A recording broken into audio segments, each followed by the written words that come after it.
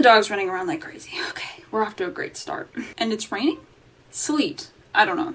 Whatever. Who cares? We're inside. Hi guys, welcome back to my channel. So recently I had like a weird thought, I guess. Maybe it's not a weird thought, but it was a thought. I posted something on Twitter along the lines of, do you ever notice people, and this isn't aimed at anyone in particular, but sometimes you see writers who spend so much time promoting their work that you just get really annoyed by it, and then you start to wonder, am I promoting my work too much and annoying other people? So you end up like never promoting your work or very rarely promoting it, and then you just watch all your sales drop off.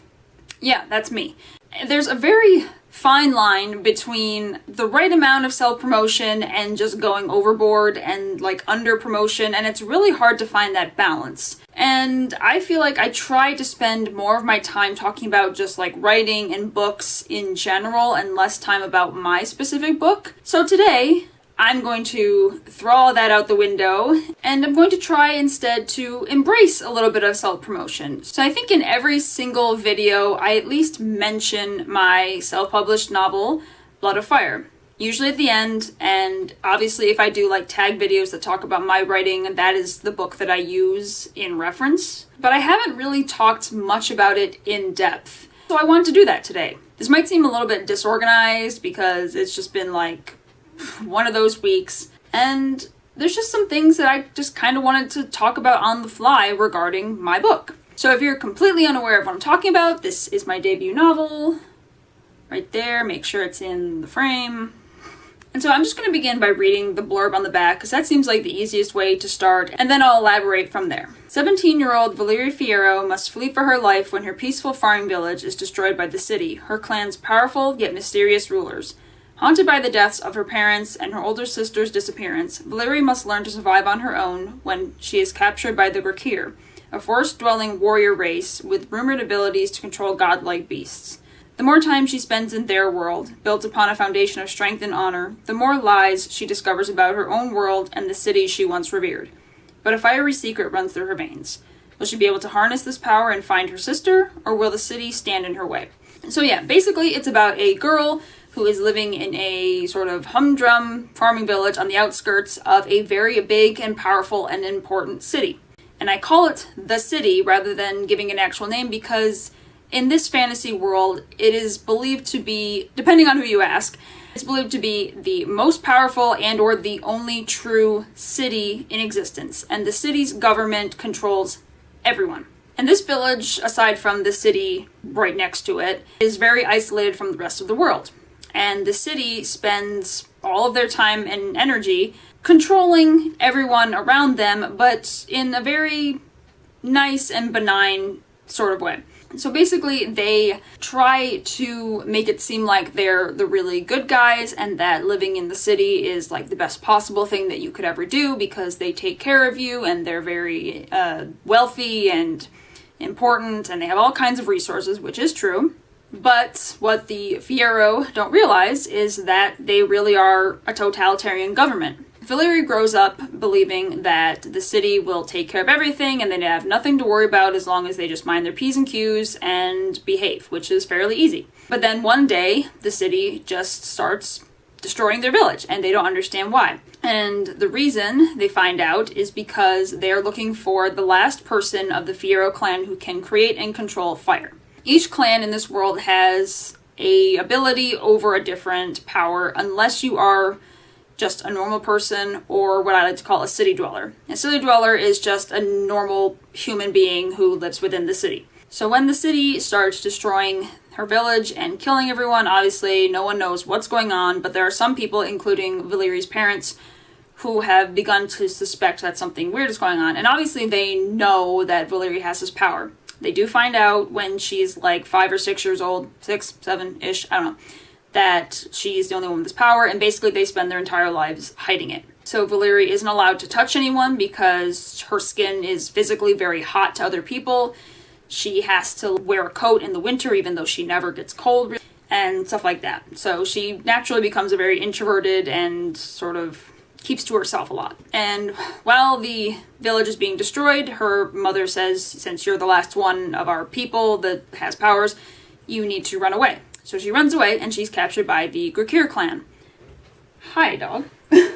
And the Grakir are another clan with powers, and this is where, like, the elemental thing kind of gets a little skewed, because their power is over animals. She's been raised to believe that the Grakir are, like, the world's worst people in the world. They are very savage. They are considered to be uncivilized and ruthless killers, and there is some truth to these things, but it's been really blown out of proportion by their government and the teachers, and of course the teachers only teach what the government allows, so on. And while she's captured, she realizes that these savage people aren't really as terrible as she's led to believe. Yes, they do value bravery and honor and strength, and some of the most important people in the village are the warriors, which is basically like their soldiers, their army, whatever you want to call it. And so a lot of the story has to do with her coming to terms with what happened and how everything that she knew about the city and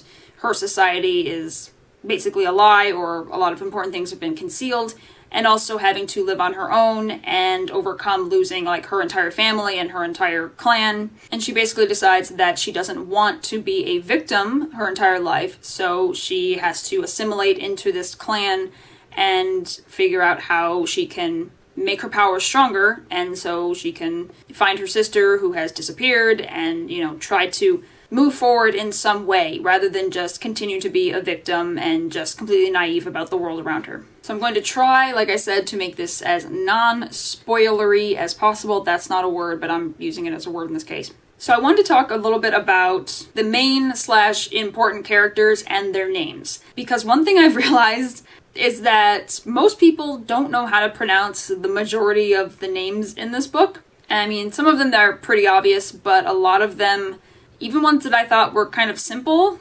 people just seem to stumble over. And I totally understand it, because a lot of these are made-up names. They're not remotely realistic. And some of them were borrowed from other cultures. So even if they are a real name, they're not exactly like what a American white person would necessarily know how to pronounce. So as I've said before, it is Valyrie, not Valerie. A lot of people say Valerie, and I totally understand why, because at first glance it does look like Valerie, and that is intentional, because when it came to the Fierro race, I wanted it to seem like they are a slight step away from modern society as we know it. In my mind, and this isn't apparent in the book, this is just how I think of it, this is sort of a fantasy world that is kind of an alternate reality to our own, sort of. And that's the best way I can describe it. So basically it's as if our world exists, and if elemental powers and gods and all of these kind of things existed in our world, except way off in the future. So when I talk about ancient things, or, you know, back in olden times and stuff like that within the book, I usually mean like modern times now. The way I think of it is that modern society as we know it has broken down because of several great wars, which I do mention in the book just briefly, but it's basically like wars between nations that kind of caused the destruction of modern society. And so the time kind of had to reset itself in a way, and we no longer really have like widespread modern society. It's just kind of every place is sort of not like a third world country, but I kind of think of it as like if medieval times were coming back. The whole world doesn't have electricity, there's no internet, there's no cell phones, there's nothing that's really modern. It's a lot of people just living off the land. So if the city represents modern times, or like some sort of superpower, then the Fierro village is sort of like a step backwards from that. I did want to have some little inklings of like modern society, so yeah, Valyrie comes from Valerie, but it is Valyrie. The next character is Valyrie's older sister, which is Janassa. And I've heard some people say like Janessa, but no, it's Janassa. Ass. You can say it. She does get called Jen sometimes, and Val is an appropriate nickname for Valyrie. I guess the next notable character is Giuliano. He is the main teacher in the Fierro village. It's not a very big village, so basically everyone who has grown up in this village has probably been taught exclusively by him. I don't really mention any other teachers because none of them are like important. He's the one who starts to warn Valyria's parents that something fishy is going on. The city guards are acting a little strange and blah, blah, blah. And he is the one who actually tells Valyria during the attack that the city is not all that it's cracked up to be. Let's just say that. So he has a very small part, but it's kind of important, and I'm kind of surprised by how many times I've referred back to him, because he is sort of like a catalyst for Valyria's family being slightly prepared enough to run away once the attack starts happening. The next important character we meet is Tarek. He is a Gurkir, well, he's a former Gurkir warrior, and that will make more sense in the story, but he was on his way to becoming a very high-standing warrior. And then, like I said before, being a warrior in this culture is one of the best or most important things that you can be. So to be like a leader among the warriors is very important. But he did some stuff that put him in really bad standing with the leadership in the Gurkir village, so he was shunned. And within all of the clans that we will ever meet in this series, the one thing they have in common is that kinship is really important to them. So in this story, your clan is basically your family and your race. And because this is a fantasy novel, the sort of races that we know, like African American, Asian, white, they don't exist. So when I say like Valyria Fierro, Fierro is her last name, and it's also her race. So it's like very tight-knit. So Tarek is shunned, which means that he is not allowed to talk to, touch, interact in any way with anyone within the village. He has been forced to live on his own on the outskirts of town until he can basically repent for what he did wrong, if he can ever do that. It really depends on what the leadership says. And he's a very flawed character, but one thing that really surprised me is how many people like him.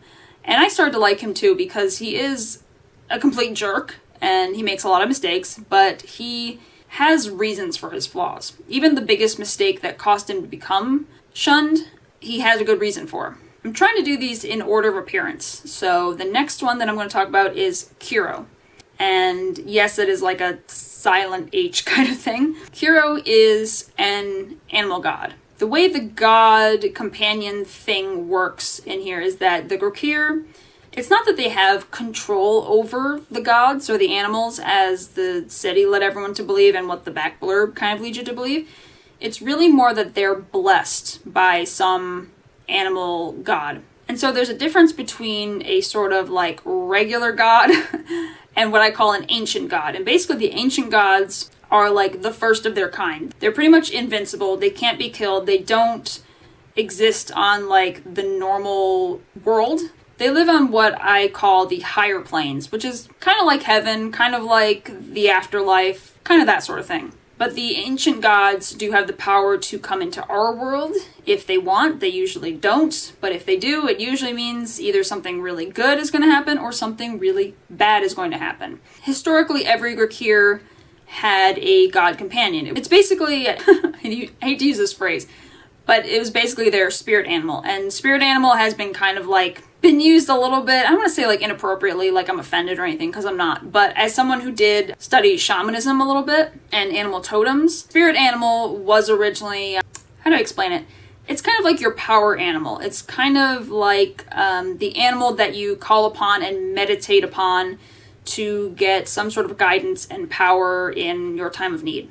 And this is like a Native American culture kind of thing. Maybe other cultures do it, but I don't really know that much about them. So at one point, everyone in the Gurkir clan had a animal god companion. And this is a god that basically comes into the real world, I guess you could say, and they protect you. They're not a pet. They're your soulmate, so to speak. The human companion can communicate with them telepathically, and they sort of act as a guide and protector. So Kiro is a minor animal god who was given to Tarek by the god of wolves, which is like the ancient god. Sort of like a patron saint of wolves, if you want to say that. So nowadays, it's very rare for a Gurkir to have an animal god companion because the bloodlines are sort of dying out.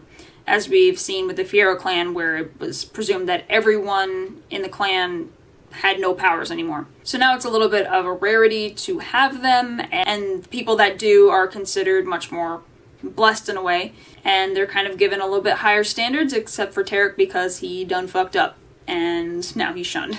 Okay, moving on to probably one of the hardest names to pronounce, and I am aware of that, because when I say it, I sound like an idiot. Serenki.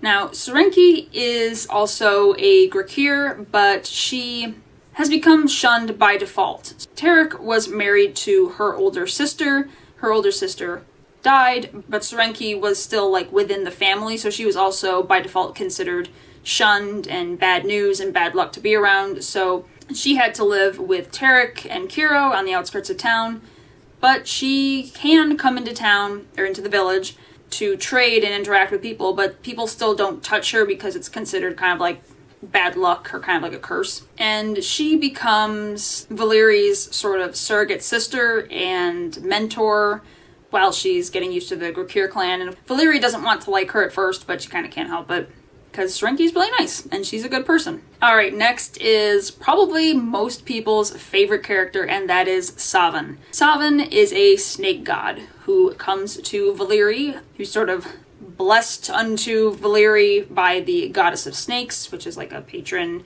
ancient snake goddess, whatever. This is definitely very strange for this clan. They've never had any outsider, anyone from any other clan be blessed by a god or a goddess, so it kind of makes a stir. It's because Valeri is blessed by the goddess that everyone's like, alright, well, you're still shunned, but we're going to give you a little bit more respect and invite you to be an adopted member of our clan. And so she's given a little bit more respect, even though she still has to live among the shunned, but they're a little bit more benevolent to her out of respect. So I'm going to just go through a few names so that people know how to pronounce them. I don't want to get too in-depth in the rest of these characters because that would kind of ruin the fun of the book, but I'm just going to go down this list. Isolde, who is the leader or elder mother of the Grakir clan. Rarik, Anza, Björn, Vondak, and I did miss Erlav. He appeared in the beginning part of the book. I also want to talk a little bit about our main antagonists in the story. They go by the General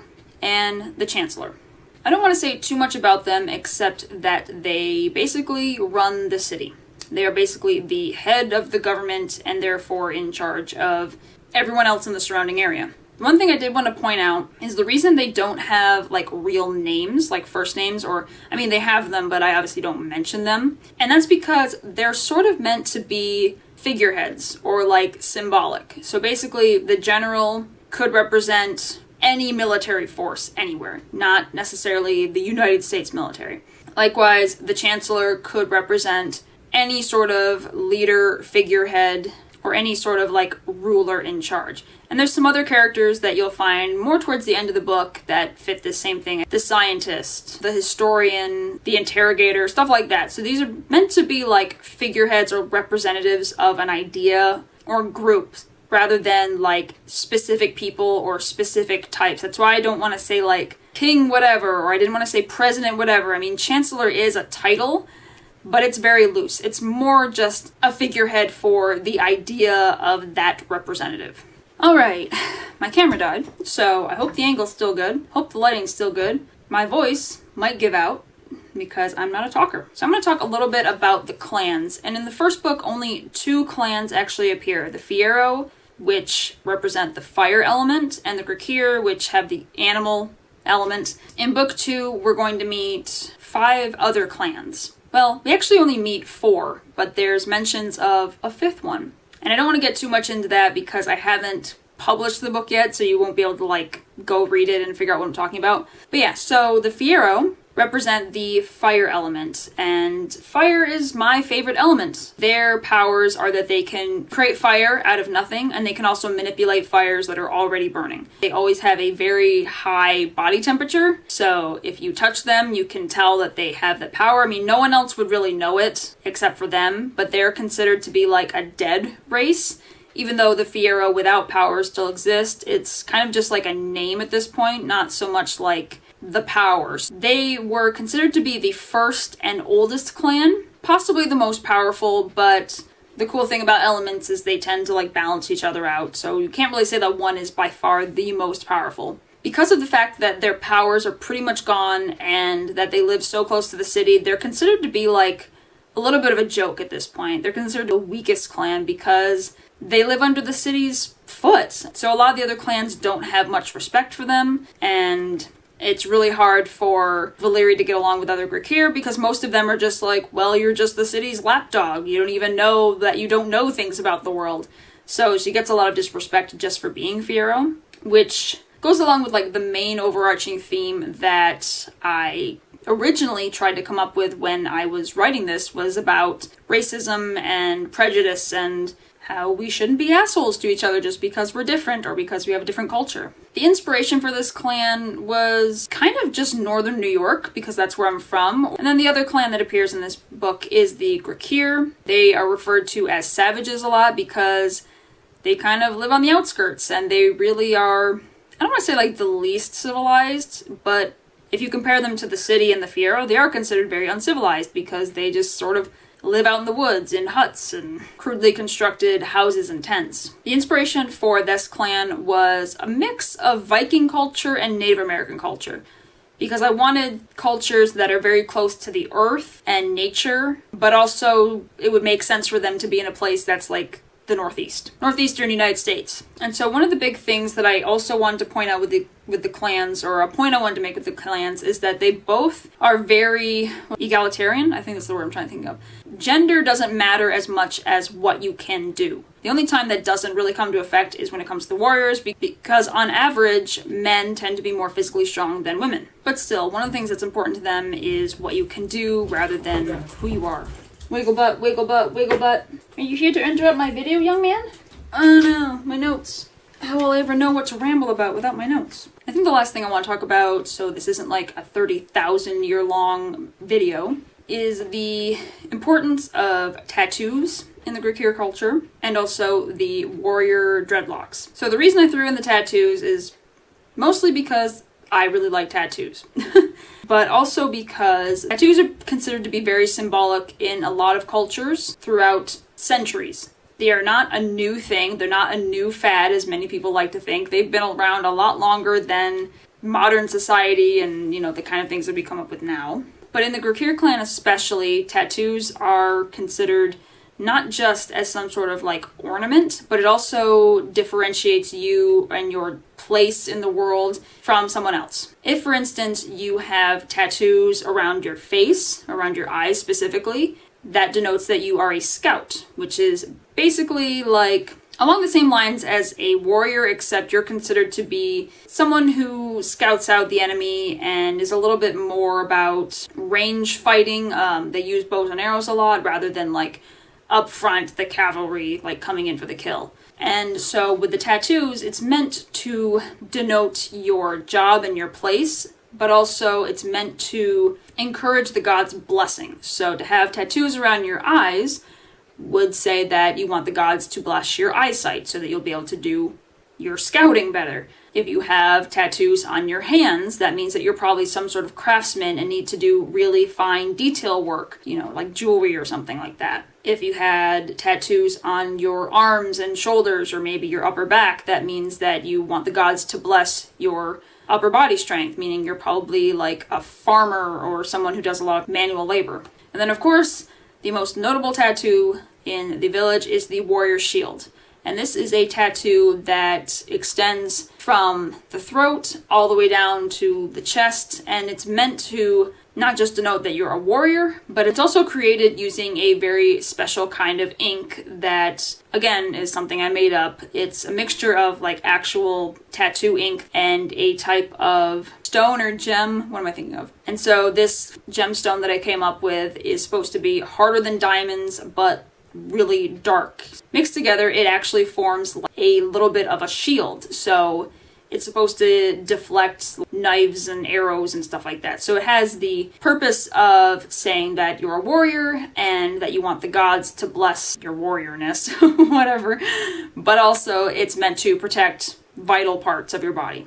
The Warriors and the Scouts are ones that also have dreadlocks. The idea for that actually came from I believe it was a video I saw where it was something like world's oldest dreadlocks or world's longest dreadlocks or something like that. And it was this old man who had dreadlocks that were literally, I don't know, like 12 feet long or something. And the interesting thing was that the parts closest to his head were like gray and white because of his age, but the very ends were still black because they were so old that they hadn't lost their pigment.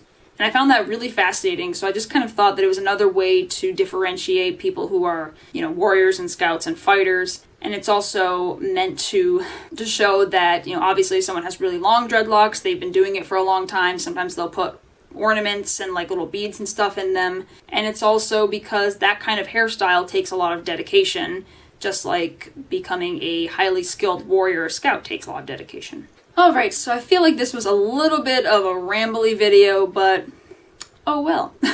I hope this gave you guys a little bit more insight into some of the maybe lesser known things about the book. If you have read the book, maybe it kind of gives you a little bit more behind the scenes look into the story in ways that maybe weren't as apparent in the book. And if you've never read the book, maybe it piqued your interest and you might want to pick it up. If you did, I would appreciate that. So if you would like to buy Blood of Fire, it is linked below in the description. It is available in paperback on Amazon and also on Kindle. If you'd like to keep up with me on other social media outlets, they are also going to be linked in the description. So until next time, see ya!